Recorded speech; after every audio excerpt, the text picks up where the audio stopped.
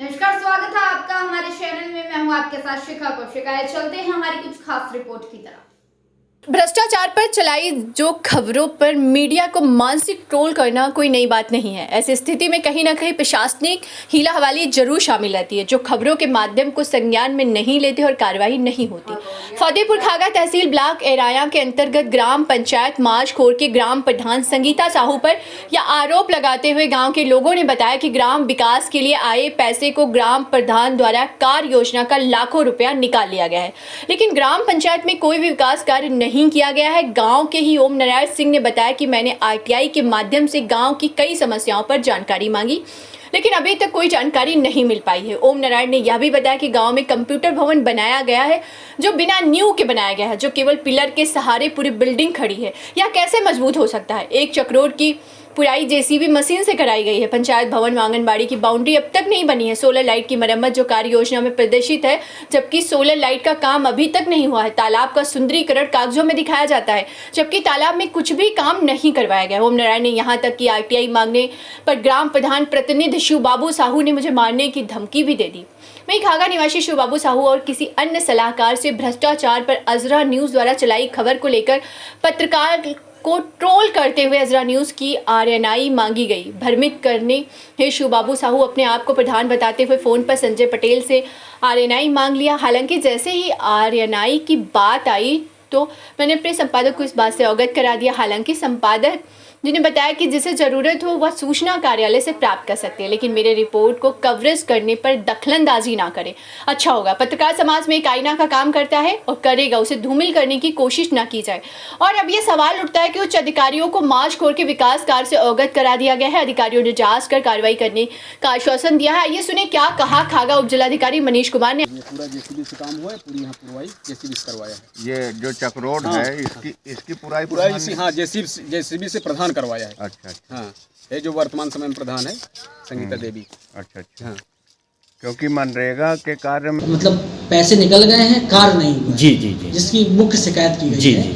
इसको तो ये जांच के आधार पर ही संभव है और इस पर निश्चित तौर पर माझखोर का जो प्रकरण आपने उठाया है, इस पे ब्लॉक स्तर से एक टीम गठित करके इस पर पूरी प्रक्रिया पे जांच कराई जाएगी। अगर कोई भी इसमें कमियां समझ में आती तो जो भी उसका दोषी होंगे उन पर कार्रवाई। क्या प्रधान के द्वारा जो है जेसीबी से भी कच्चा काम करवाया जा सकता है? देखिए, मनरेगा एक जो स्कीम है उसके तहत जो आसपास के क्षेत्र हैं लेबर हैं उनको कच्चा काम उपलब्ध कराने की पूरी स्कीम है। ये कहीं नहीं है और मनरेगा के माध्यम से ही कच्चा काम किया जाना चाहिए और अगर ऐसा कोई है तो उन पर कार्रवाई होगी। लेकिन कहीं कहीं पर आपको ये संज्ञानित करवा दूँ, कहीं कहीं पर बहुत पथरीला वगैरह होता जहाँ पर मनुष्य एक मानव श्रम के माध्यम से वो करना आसान नहीं होता, तो वहाँ थोड़ा सा सहयोग अगर मशीन से लिया जाता है तो उसको हम बहुत उस तरीके से दंडनीय नहीं मानते हैं। लेकिन जो मनरेगा का कार्य है, कच्चा कार्य है, वो केवल और केवल मजदूरों को द्वारा से किया जाना चाहिए। प्रधानपति द्वारा खबर चलाते हैं, खबर नवीश हैं, पत्रकार, उनको धमकाया जाता है, ऊपर से अपने आप को प्रधान प्रतिनिधि कहना, अपने आप को स्वयं को प्रधान कहना, जबकि पंचायती राज में ऐसी कोई नियम नहीं। ऐसे पे आप क्या एक्शन लेने वाले ऐसे प्रधान या प्रतिनिधियों पर?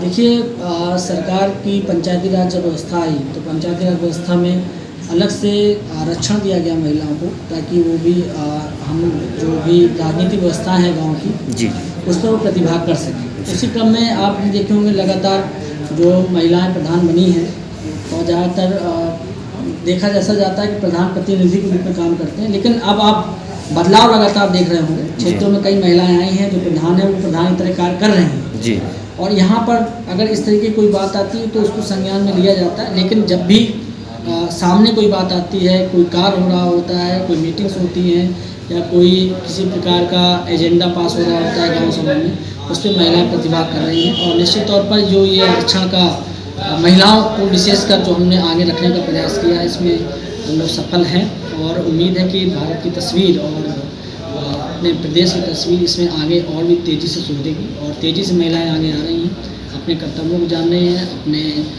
अधिकारों को जान रही हैं। तो उसी क्रम में ये भी काफ़ी बदलाव देख भी रहे होंगे आप लोग और आगे भी काफ़ी इसमें संभव है। जैसे कि माझखोर प्रधान प्रतिनिधि जो है, खबर चलने के बाद उन्होंने जो है सीधा फ़ोन करके धमकाते हुए आरएनआई की मांग की है, आप इस विषय में क्या कहेंगे? अब ये तो सब प्रकरण अभी उम्मीद है आपको हमारी खबर अच्छी लगी होगी। हमारे चैनल को लाइक, सब्सक्राइब और शेयर करना मत भूलिए। ऐसी ही खबरों के लिए बने रहे मेरे साथ। नमस्कार।